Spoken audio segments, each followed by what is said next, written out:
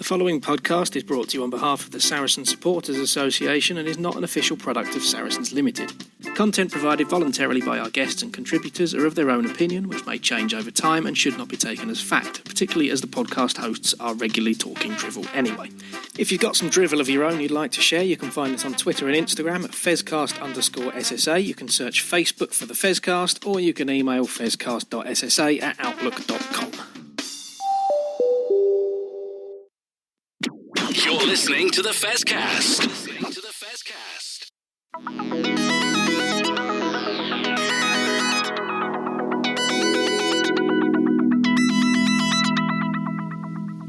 Hi, Alex Osterberry here, Director of Rugby for Saracens Women. You're listening to the Saracens Fezcast. This is the Fezcast. Well, hello everybody, and guess who's back after a 2-week hiatus? Building up the ire, ready for another Jez rant. Yes, I'm back. It's me, Jez, and I'm joined tonight by Barry. We're going to run the rule over 2 games versus Sale. One a great result and one a less so great result. But first of all, Barry, how you doing? You all good? Yeah, pretty good this end, Jez. Good to see you back. Good to see you back, ready with your patented rant. Obviously, two weeks off. It would have been 3, but you got a week off for rant school, I believe. Yeah, absolutely. Yeah, I had to go to rant school and promised never to do it again, which obviously means the next one is going to be like Hauhuis, is it, the French prop who gets no mitigation whatsoever for his acts of stupidity. But yeah, no. Yeah, it's good to have a couple of weeks off. Nice and refreshed. Had my birthday, been away in York, got the COVID, as you do. So, all well and good. But, yeah, plenty of rugby to have enjoyed over the weekend, Barry. Yeah, absolutely. I was out Saturday, so I didn't get to see the women's game, but I did manage to watch it this afternoon. Instead of working, it's probably just as well I'm leaving this job on Friday, because otherwise they might sack me after this public admission that I spent 80 minutes this afternoon watching the stream back. But never mind, it was a cracking game actually, and we'll come on to that in a bit, I'm sure. Yeah, absolutely. Well, shall we have a talk about it first off? Then we'll do that part 1, and then part 2 we'll do what I call the Enya section, which is obviously Sail Away. Which is actually another cultural reference that quite possibly could have gone well over the head of an awful lot of people, couldn't it, really? But there we go.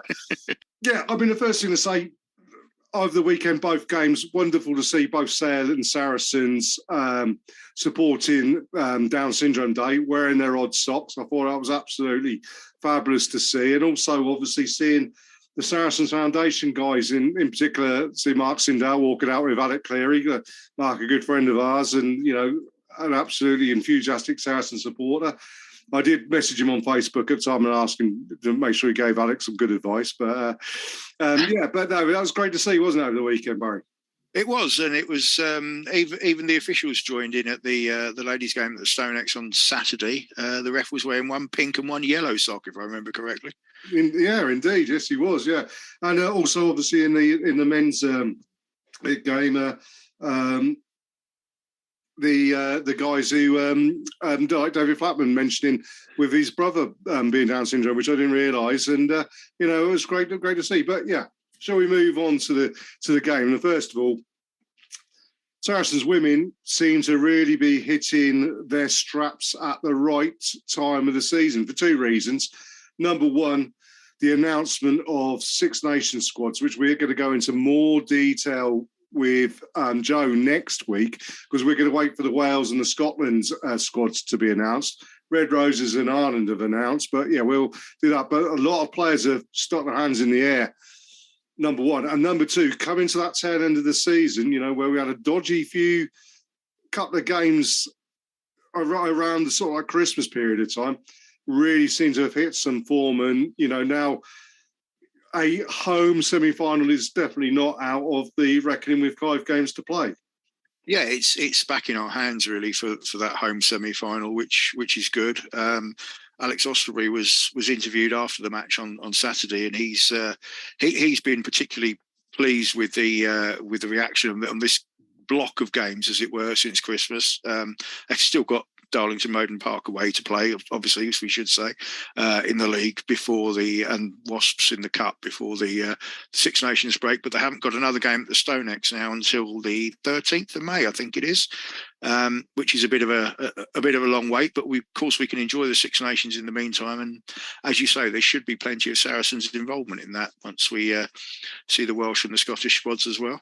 Well, absolutely, and it was mentioned in the commentary on the game about those guys who haven't been selected who are throwing their hands up in the air as well, and we'll talk about those in a minute. But first things first, I want to mention Donna Rose on commentary because I thought she was absolutely brilliant. Although we do have to point out, and she made comment about it herself. She had the awareness to realise that she gave her big mate Georgia Evans player of the match, like literally 20 seconds before Jess Breach went over for her fourth try, which. Yeah, that was both the Welsh and the forwards sticking together, I suspect. It can't be too often you score 4 tries and don't get player of the match, but there we go. I'm sure Jess would rather take the tries than the bottle of whatever it is and that they get in the Alliance Premiership 15s. Well, absolutely. But I mean, I will mention, those 2 players we talked about there, they were, if you're going to pick out a forward and you're going to pick out a back, both Georgia and Jess had absolutely fantastic games, didn't they? Yeah, Georgia was actually, Donna mentioned this in commentary when she was summing up on her man of the match or player of the match award. Georgia was absolutely everywhere. She even went in and played 9 at one point when the 9 was caught up in a ruck, and Georgia was straight round the back and okay, here we go, off we go again, and she just kept popping up everywhere. She was making tackles, she was making yards, and obviously perhaps because she wears that pink bow, and as she told us, that's it makes her easier to spot. But she had a cracking game. I've got to say, I also had felt a bit sorry for Marley Packer, who would have had a first half hat trick if she hadn't almost tripped over her own feet trying to pick the ball up from the base half a metre out. And Sarah McKenna, how good was she? 3 of Jess Breach's tries were actually put on a plate to her by Sarah McKenna. Well, absolutely, yeah. I think that's the point that they did make, and that it was an all-round performance. I don't think there were any bad performances out there at all whatsoever, and far from it, indeed. But as you say, yeah, Sarah McKenna just putting Jess Breach into space. But by God, can that girl move? She is rapid, isn't she? Oh, yeah, and she's one thing. I was always built for comfort and never for speed in my, well, we'll call it running if you like, but it's more waddling these days, quite frankly. But she is one of those things that not only is she quick, she's very balanced as well. She's perfectly balanced, and she would probably be able to step off either foot and just leave you for, clutching at air if you were trying to tackle her. But she is very, very quick, and you don't want to give her too much space because she's gone. She's a very clever rugby player as well, actually. If you watch, she knows when to accelerate and when to stop and when to just sort of feint one way and draw the tackler in. She's a very, very good player. But no poor performances from us. Not many poor performances from Sale either, I've got to say. If you've not seen the game, guys, don't let the score deceive you. It wasn't that one-sided a match. Sale were very competitive for long periods, and basically Saracens' forward power eventually won the game for them. I think, in my opinion, although here we are talking about backs all the time, but it wasn't a 62-7 game in my view, watching it back this afternoon. What did you think, Jez? No, I entirely agree with you. And again, it was another point that was brought up in commentary, that something that Alex's head coach has been very keen to talk about is about getting a complete 80-minute performance out of the team. And I don't think that was a complete 80 minutes performance. Although the 10 minutes at the start when Sale were in the game and got their try, and the 10 minutes at the end of the game, Saracens coped with it fine, but I don't think it was, it wasn't as if they slipped off the performance entirely and were awful. It's just that, they'd earned the right to take the foot off the gas, although I think, as we always talk about in playing rugby, you want to keep that foot on the gas as much as he can do. And we'll talk about that when we talk about the men's game in the second part. You know, a couple of other names need to mention. I think Grace Moore as well deserves a mention, because you talk about Georgia Evans playing scrum half. I think in this game, Grace played lock, 6, 8 and 13, which, you know, is quite impressive going and didn't cause any problems whatsoever. The other person, Poppy Cleal, who had another amazing game, she just gets on and does it. She does it very quiet, and, you know, it's just like suddenly there's this mountainous, hugely talented, big player. She's unstoppable. She suddenly becomes unstoppable. And I think the only thing that stopped her was the fact that she appears to have rolled an ankle, and we don't know how serious that is. I spoke to Jo today on WhatsApp, and she was saying she didn't see her after the game. We'll find out when they go into training camp this week with England to see whether that is an issue or not. Yeah, it was an unfortunate injury, because I actually saw, because you discussed it on WhatsApp before I saw the game, I managed to put 2 and 2 together and cotton on what happened. She actually picked the ball up from a ruck, and the referee called her back for something, and she sort of stopped. And as the Sale girl tackled her, she slid down one leg and ended up holding on to the ankle, and that's kind of what brought her to the ground, and as you say, it did look like she rolled it. The one good thing, though, she was sat on the bench when she got taken off, so she didn't disappear straight off for medical treatment. She was sat on the bench, so I'm no hoping, ice on it or anything like that, no. Yeah, no, not that I could see, but I'm very much hoping that it wasn't anything too serious. I mean, she did carry on for a couple of minutes after the injury as well, so, and although she clearly wasn't comfortable on it, she wasn't limping to the point where she couldn't get around. She did still get around, but she just wasn't comfortable on it, and obviously taking her off was hopefully precautionary more than anything else. Indeed, but yeah, excellent performance there from the women, and indeed, you know, plenty for us to talk about when the Wales and Scotland squads are announced next week with Jo on next week's Festcast. Something to look forward to there. Let's have a quick break, Barry, and then we'll come back and I'll start winding myself up, ready to go. Coming in off a long run up today, are you? Oh, absolutely, yeah. This one's going to be like Michael Olding, this is. Or maybe even Patrick Parson. There you go, there's a name for the Parson, us cricket fans. God, he was something else. But yeah, we'll be back in a moment.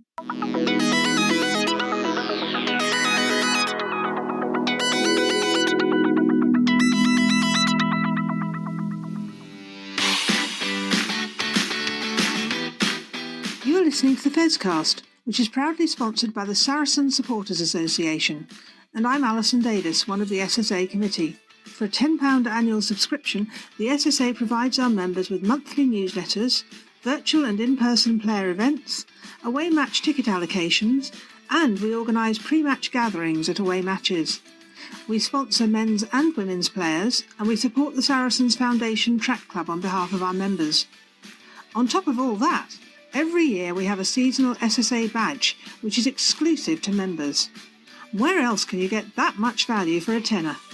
Join now at membermojo.co.uk/SSA, or come and see us on match day in the Oasis at the Stonex. This is the Fezcast. Well, welcome back to the second part of this week's Fezcast with me, Jez and Barry. And yeah, as I said before the break, I got myself wound up, ready to go. There is going to be a bit of a rant, shall we say. You know, you've missed them for 2 weeks, so you're going to get 2 weeks worth in one ear, really, I suppose. But yeah, sail away. The Enya game, as I called it. You know, I've done that joke twice now. God, You have. somebody somewhere will have laughed at it. I don't want. You're just going with the Orinocco flow, aren't you? Yeah, absolutely. Very good, Barry. That's excellent stuff. It's just like little large, this, isn't it? But yeah, sail away. First 25 minutes, we were in cruise control, weren't we? I'm actually going to say the first 25 minutes was some of the best rugby I've seen Saracens play this season. primarily because a lot of the players, we're missing an awful lot of players. There's no two ways about it. No Jamie George, no Maro Itoje, no Bernal, no Owen Farrell. That's an awful lot of players. No Max Mayers, no Elliot Davis. An awful lot of very top quality players missing. The first 25 minutes we came out, we didn't look like we missed them. And even players that we've been critical of over this season, and I'll talk about our halfbacks, for 25 minutes, they looked on the game, didn't they, Barry? Yeah, I mean, we had a very good opening to the game. Sale didn't really. Sale weren't really in the first half of the first half, if you like. They barely touched the ball. They had zero territory and offered absolutely nothing in any attacking sense. And we looked well in control. And then we got a slightly unfortunate, shall we say, yellow card, which. It was soft at best, and that seemed to change the game a bit. And we didn't seem to know how to cope quite so well with down to 14. Well, absolutely, and we'll talk a little bit more about that in a minute, because that is going to be the main basis of my whinge today. But before I do that, I want to focus on some good things. Alex Lewington is on fire at the moment. He is exceptional chasing down the high ball, and he is working so hard in attack and getting in the right places and scoring tries. Likewise, Sean Maitland. But the lad who's really, well, there's two lads who've really impressed me in this game. First of all, Tom Ellis, who's come in, has fitted in like a glove almost. He seems, he's whereas you've seen some players coming in on loan and it takes them a little while to get to the feel of the game, to get to the speed of the game. He's come in and he's fitted into that team really, really well. But the player who's impressed me more than anybody else is young Theo Dan. I thought he was just outstanding. I'm gonna put a bit of pressure on Theo here, because you remember when Shout Brits was coming towards the end of his career, and we had this young kid called Jamie George coming through, and you sat there thinking, he's only a youngster. I mean, he's got hell of shoes to fill here in Shout Brits's, and Jamie George filled them. Now Jamie George is at the Shout Brits end of career stage, and Theo Dan with some pretty impressive competition. KP, is an international hooker, and Theo's keeping him out the side, and you're looking at him saying, yeah, do you know what? We've got another good one here. He's still young, but I mean, even in commentary, they were saying, international class. Well, I don't think that's too far off the mark, do you, Barry? No, he's almost certainly going to get capped at some point, probably not in the too distant future in his career. It's hooker's a position we seem to be quite well stocked with at the moment. But yeah, he gets better. He gets better the more he plays, and if he gets a significant run in the team, I'm not by any stretch of the imagination hoping for Jamie to get an injury or anything, but if he does, we've not got too many worries. It would be nice to see Wolfie back as well, though. Not too sure what the situation with him is at the moment. No, absolutely, that is a bit of a worry, and we'll try and find out more about that. But yeah, 25 minutes, absolute cruise control. And then I think I tweeted at the time, and I do say this tongue-in-cheek before everybody kicks off and says that, you got to give referees respect and everything. But I think I tweeted at the time, 25 minutes in, we're in cruise control, and then Tom Foley and Claire Hodnett remembered who they were refereeing.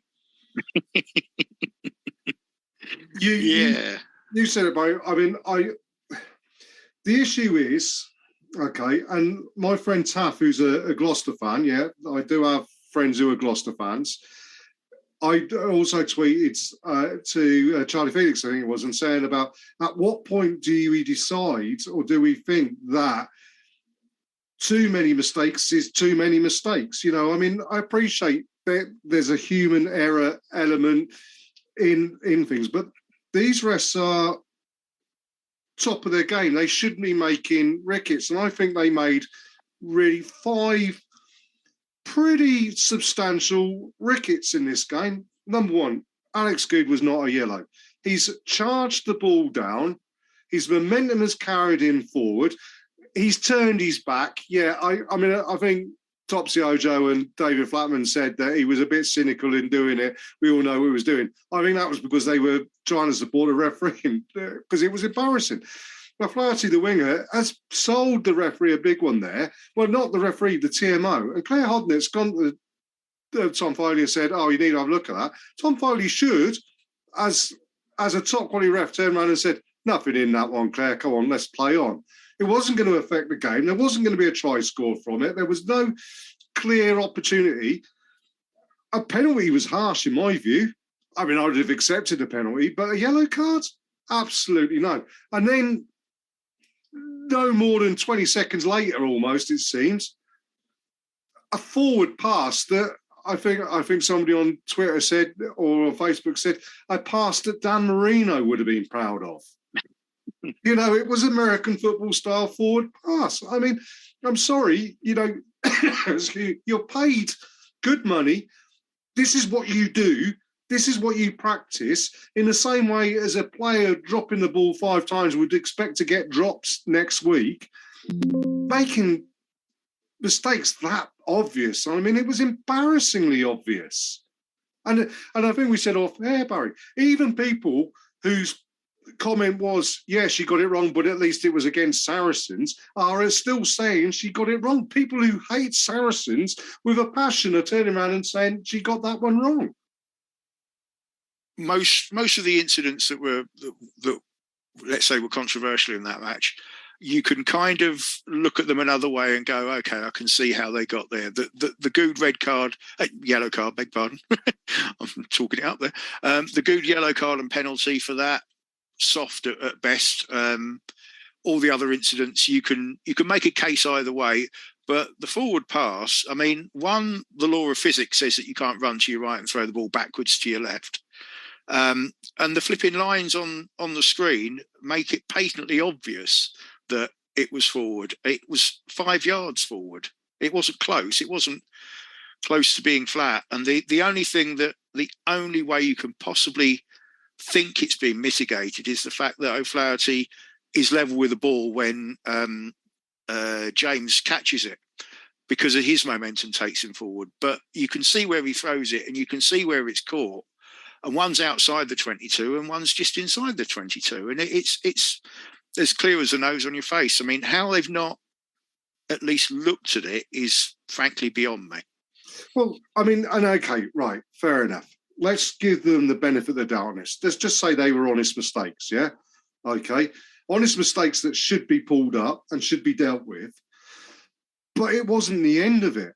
So Flaherty had a try that was disallowed. Fantastic tackle by Alex Lazowski to get back and drag Flaherty into touch. They tried their absolute damnedest to make sure it wasn't in touch. And then when they couldn't prove it wasn't in touch, Claire Hodnett sat there giving it, well, look at the tackle, look at the tackle. It was clearly the tackle was on the upper arm. And she's trying to tell Foley to have a look at it. And fair dues to Tom Foley, he's gone, no, not even I can pull that one out the bag there. And then, you know, okay, we go on to the big contentious one for me, which is Bomber Hislop's red. Okay, now, right, fair enough. If you look at Robin's tackle on the player, and just that tackle, yeah, there's head contact, that's a red card. But what they didn't do, and at the time, when I turned around and when they said on the commentary, oh, they're going back to look at it, I thought, oh, good, because I can't remember, it was Cartwright, the fullback, wasn't it? He's come in and he's done exactly what Manu Tuilagi did the other week when he got sent off against Saints. And he's thrown a closed fist into the player and followed it through with a forearm into Robin's neck and face. Now, I can accept them turning around and saying, that was offend, but they didn't even look at that. And it was as obvious, it was as clear as the nose on your face. That's what he did. And I think that's something that Sale are coaching their players to do, because once is human, to do it twice, you know, are they actually saying you go into contact in this way? And there was separation, and they should have looked at that. And the first red card offence there was the lad in attack throwing a fist and an arm into Robin Islot's face. Yeah, I mean, I saw a comment on Twitter today. Someone said, "Oh yeah, I saw that, but it was his ball-carrying arm he was fending him with." But it wasn't, because you could see there was separation between his right arm and the ball, which was in his left arm, or held on his chest in his left arm.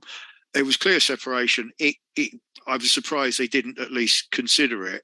But I think the biggest thing there is, for me, Bombers not making a dominant tackle. I think Foley started that with a high degree of danger, which is what he said. I don't think that was right. I don't think it was a high degree of danger. I don't think there is a high degree of danger if you're stationary. He wasn't moving into the tackle. He wasn't trying to win that collision. He was basically stood still, as far as I could see, really. And I for me, he's got that one wrong. I think that's a yellow card offence, and you can argue why it's given. You can see why it's given, but yeah, to not look at that fend is odd. I mean, how they couldn't see it, I don't know. Yeah, and then to compound everything, the one that really annoyed me is because what you want from referees is consistency. Okay, and all through the game, Saracens had been podding before lineouts. Yeah, you're not allowed to do that. Fair dues. But Foley had allowed them to get away with it. And it wasn't like they were having a proper, Women's Institute meeting pods. It was like, what's the call? Bang, we move in and go there. And he's saying, come on, lads, come on, lads, come on, lads. And they've done it. How many lineouts did we have? 12, 13, 14 lineouts? And he's allowed us to do that every time. And then suddenly, with a game in the balance and a penalty, that they're going to kick to touch, and they've kicked to touch, and they're going to get a line out, and suddenly he's gone, come on, lads, right, that's it, free kick. You can feel rightly aggrieved that if you've spent the entire game getting away with it, it is the same as scrum time. The scrummaging was fine until he suddenly decided that we were going long. They didn't scrummage any differently, and then he suddenly decides, oh, someone's got in his ear hole and said, you need a penaliser. It was inept refereeing, I'm sorry, and quite frankly, and my mate Taff pointed out, because he mentioned Carl Dixon in the Saracens Gloucester game down at Kingsholm, he said that they need to be, demoted, taken off of the games, and he'll probably end up getting an international at some point, the same way as Carl Dixon did. And it just amazes me, really. It does really amaze me. I do wonder if perhaps there might be a shortage of should we say, top class referees, and I don't think perhaps they've got the wiggle room to maybe give some of these people a bit more of a rest, which they perhaps need just to get themselves back in the groove. I mean, I'm not going to say that the referee or the officials cost us the game yesterday, because I don't think they did. I think Sale were the worthy winners, but they definitely cost us a bonus point, or potentially two, with those decisions. I mean, there's all sorts of things you could say. I mean, Sale were very good once they got going after that first half hour. I mean, Joe Carpenter, their fullback, was clearly player of the match. I mean, I wanted to give it to Claire Hodnick, but there was nothing obvious in her performance, really. No, I mean, that is the thing. And I do agree with you, Barry, to a certain extent. For all that we said, I will say, I think the yellow cards and the forward pass changed the complete momentum of the game. But what I will say is that a full Saracen squad with those names I mentioned, with your Ben Earls, with your Owen Farrells, with your Maro Itojes and your Jamie Georges, they would not have succumbed in the same way. And unfortunately, we saw a couple of players, and players that I've praised at the start of this little section, really did go into their shell a lot. And the biggest shame, I thought, was Manu Vunipola, who, as soon as Alex Good gone off the pitch, you needed him to step up and control that game. And he went missing for 10 minutes minimum. We seem to have set out. So at the beginning of the season, we seemed to have set out not to play him. because we were putting Goody in at 10 and playing Max Malins at fullback. Now we can't do that. We said, okay, we've got to pick him, but we seem to be playing around him almost. The number of times he isn't standing at first receiver because someone else is just it's noticeable, and it doesn't strike me as the coaches have really got the confidence in him. And if that is the case, then we need to get another fullback in. I mean, we're saying how good we are at hooker. We're for as well covered at hooker as we are. We're ridiculously light at fly half. We need one desperately. Well, absolutely. I mean, he was the second best Vunipola at fly half at points in that game. Billy stepped in, was first receiver an awful lot of the time. And yeah, you're right. I think there is a lack of trust, which is a crying shame for the lad. But, sometimes you just got to turn around and say, is he going to make it? And I really, really feel for the lad because, yeah, I don't think he's being given the opportunities purely, not through his own fault entirely. It's because of the way it's set up. He's not getting a regular rugby that he perhaps would have done. Certainly not like Owen Farrell did when he was his age, whatever. And he's not developing because of that. So yeah, it is a crying shame. But yeah, you're right. I think although Sale did only score points really when we were down to 14, there were points when and Sale are a bloody good side. They're a second in the league for a reason. I mean that's that and it's at their place. So we can't really turn around. But you're right. I think we deserved more out of that game, certainly bonus point wise, than what we got. Yeah, definitely one, and quite probably two. I mean, if we hadn't had that free kick for the line out, I will say in his defence, and I didn't pick this up. I picked this up from looking at other comments today. He had warned us 3 or 4 times that he was going to do it, and yeah, you're right. He could have done it earlier in the game, and maybe we wouldn't have done it then. But it did seem harsh. I mean, it certainly looked like he just basically made a hand signal and then 2 seconds, which they wouldn't have seen because we were walking away from him to have the huddle, and then 2 seconds later he short-armed them. But it was annoying, and it's either we either need to stop doing it and listen to the referees a little bit more, or we just need to get slightly more clever at the way we're doing it. I mean, Nick Tompkins was penalised for swearing at the ref as well, I think, at one point in the second half, and that's just not on. We need to play these referees better. Well, yeah, I mean, if he's done that, then, I once had a player who swore about a referee, not at the referee. It's, he ended up getting a year ban. We need to send the right message out. Certainly, if that is true, Mark McCall needs to, I think the club needs to come out and say that's not acceptable and make it public what punishment, if that's a week's fine or whatever, then should be done. Look, at the end of the day, or why maybe us after this game, but we've got a couple of weeks off now. Well, we got Scarlets on Friday night, haven't we, at StoneX in a friendly, and then it's the showdown at the Spud Stadium, I mean, still all to look forward to. We're in a good position. Was it 2 points? We've got the home semi-final sorted out. I mean, we've got a home semi-final, haven't we? And I think once we get those players back and everything, all things should be hunky-dory again, Barry. Yeah, I mean, it's eminently possible we don't actually need 2 points. We could already have a home semi-final by the time we rock up at Tottenham Hotspur Stadium in 3 weeks' time. But yeah, we're almost there. We'll get all the main players back, if you like, from the Six Nations, and hopefully 1 or 2 back from injury as well in the meantime or along the way. And I'm sure we'll be well up for the fight at the end of the season. But yeah, it was disappointing, but as you say, 2 points away from a home semi-final. We would have taken that at the beginning of the season, wouldn't we? Absolutely. Let's be cheerful and and consign Jez rants for another week. But yeah, we'll be back next week on the 15th. We hopefully got a guest lined up, and obviously we talked to Joe about the Red Roses and the other teams in the Women's Six Nations, all to look forward to as well. And of course, hopefully we'll have France as well, with Owen Farrell having an amazing game at standoff. Well, we'll wait and see for that one to happen. Anyway, thanks, Barry, and thank you everybody for listening in, and we'll speak to you again next week. Yep, see you all next week. Cheers all. Cheers.